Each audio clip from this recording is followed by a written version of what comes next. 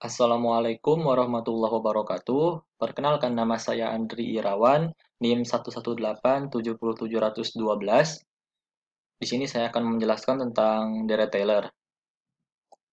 Materi yang akan kita bahas pertama yaitu tentang Deret McLaurin. Kenapa kita bahas Deret McLaurin dulu, tidak langsung ke Deret Taylor, karena Deret McLaurin itu berkaitan dengan Deret Taylor. Jadi, Deret McLaurin adalah sebuah deret penaksiran polinom yang tak hingga. Eh, atau kita bisa menulisnya dengan sebuah persamaan fx sama dengan fungsi dari x sama dengan 0 ditambah turunan pertama dari fungsi x sama dengan 0 ditambah turunan kedua dari fungsi x sama dengan 0 dikali x kuadrat per 2 faktorial ditambah turunan ketiga dari fungsi x sama dengan 0 dikali x pangkat 3 per 3 faktorial sampai dengan tak hingga. Atau kita bisa menulisnya dengan fx sama dengan sigma dari n sama dengan 0 sampai dengan tak hingga dari turunan ke n fungsi x sama dengan 0 dikali x pangkat n per 2 per n faktorial. Diulangi ya.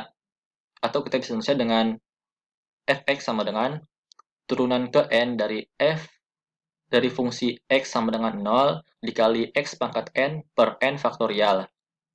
Kita langsung ke contoh aja. Di sini tentukan deret Maclaurin untuk sin x dan buktikan bahwa deret tersebut menggambarkan sin x untuk semua x. Pertama kan fx-nya sama dengan sin x. Kita turunin dulu nih. Turunan pertama dari sin x itu cos x, turunan keduanya min sin x, dan seterusnya. Dan setelah kita dapat turunan-turunannya, kita masukkan nih fungsi x sama dengan 0.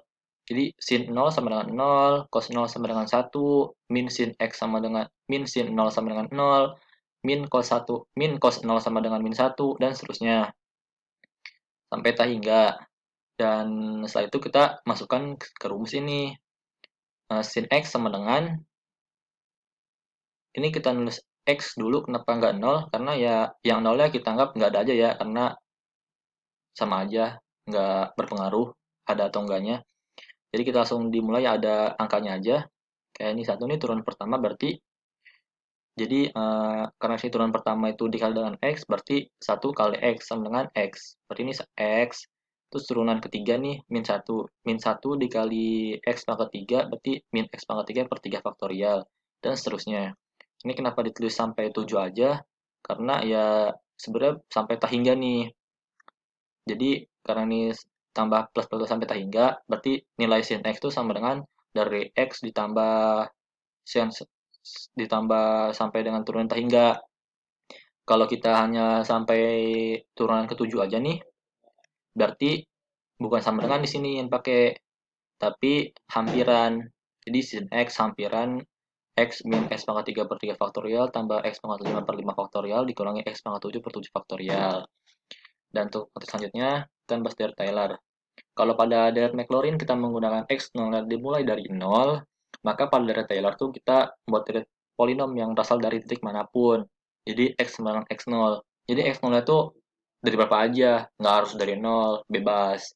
Dan untuk rumus dari deret Taylor, fx atau fa sama dengan fungsi dari a ditambah turunan pertama dari fungsi a dikali x min a ditambah turunan kedua dari fungsi a dikali x min a kuadrat per 2 faktorial ditambah turunan ketiga kali x min a pangkat 3 per 3 faktorial sampai tak hingga. Mirip-mirip kan sama dengan deret Maclaurin, hanya saja deret Maclaurin karena ini di a ini diganti sama dengan 0, berarti jadi ini kan jadi sama aja dengan x aja, makanya berkaitan. Sama dengan deret Maclaurin, deret Taylor juga bisa ditulis dengan versi simpelnya.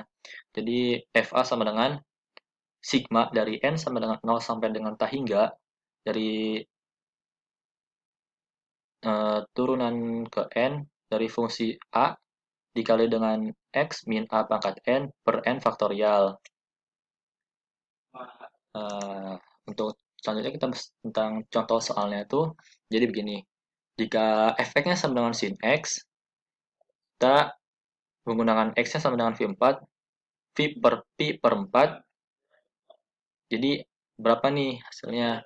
Nah, pertama kita cari dulu turunannya.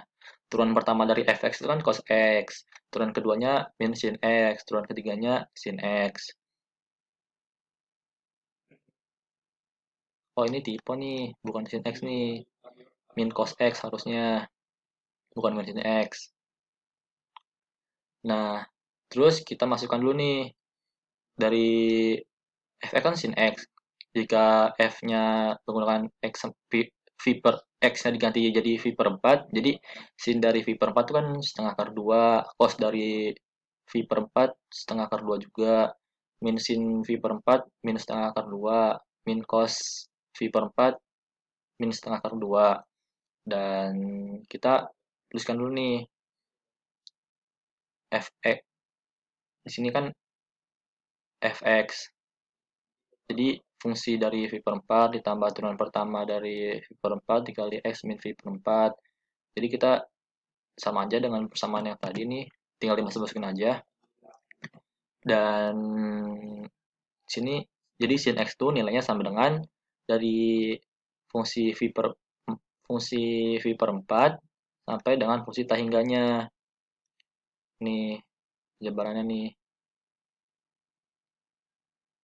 Ini n ya, n tahingga ya. Dan selanjutnya kita akan bahas tentang truncated Taylor series, atau bisa disebut juga dengan deret Taylor yang terpotong. Kita tuh kenapa sih pakai truncated Taylor series? Jadi karena deret Taylor itu sampai tak hingga, kita tuh tidak bisa mengevaluasinya atau dianalisisnya, kan terlalu banyak tuh. Jadi kita itu diputus atau kasih perkiraan lah dari fungsi tersebut sampai dengan n derajat tertentu yang tidak tak terhingga atau terbatas gitu. Misalnya kayak di contoh soal ini nih, kita nyari sampai derajat kedua aja.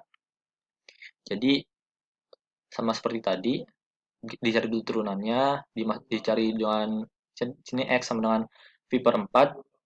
Jadi fungsi X tuh X-nya diganti, sini sin X-nya diganti jadi V per 4, dicari hasilnya berapa. Jika sudah ketemu, kita tinggal masukkan aja ke rumusnya.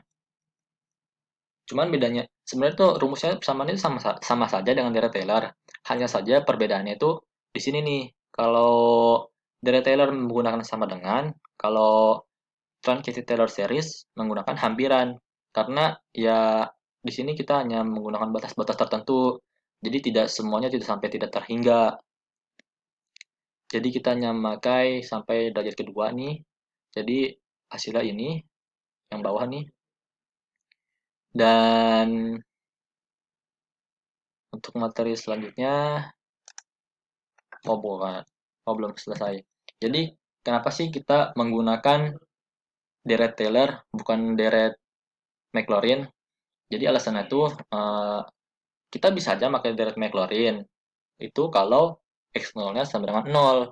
Tapi kalau misalkan x0-nya tidak sama dengan 0, misalnya titik awalnya itu 8, tapi kita menggunakan titik awal itu malah yang dipakai itu 0, kan terlalu jauh, jadi terlalu banyak error yang didapat. Jadi kita menggunakan yang dekat-dekat aja, karena data itu titik awalnya tuh bebas, nggak harus 0, maka deret Taylor tuh lebih efektif daripada deret Maclaurin. Terus juga